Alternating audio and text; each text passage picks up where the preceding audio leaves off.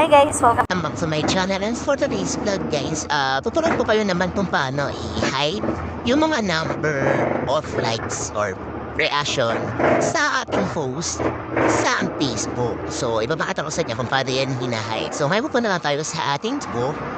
Inanap tayo ng post natin na maraming NN.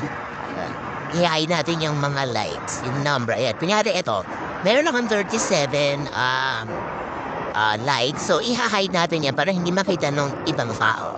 Kung gusto lang nila. Yan. So, may balik tayo sa ating Facebook. Punta tayo dun sa profile natin sa taas. Tapos, hanapin natin yung settings. Tapos, settings ulit. Ayan. Hanapin nyo yung preferences. Ayan, nandito tayo. So, hanapin nyo yung reaction preferences. I-click nyo lang yan. And then, makikita nyo itong reaction preferences, hide number of reaction. I-open nyo lang yan.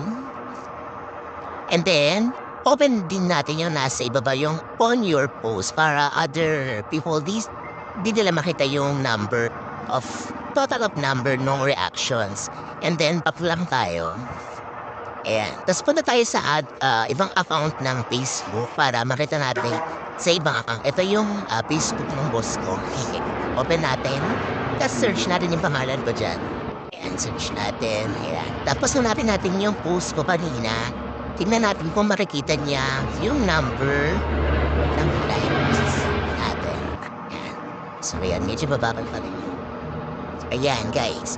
So di ba hindi niya na nakikita yung 37 na likes. So yung reaction na lang yung nakita niya at saka yung comment. So kung gusto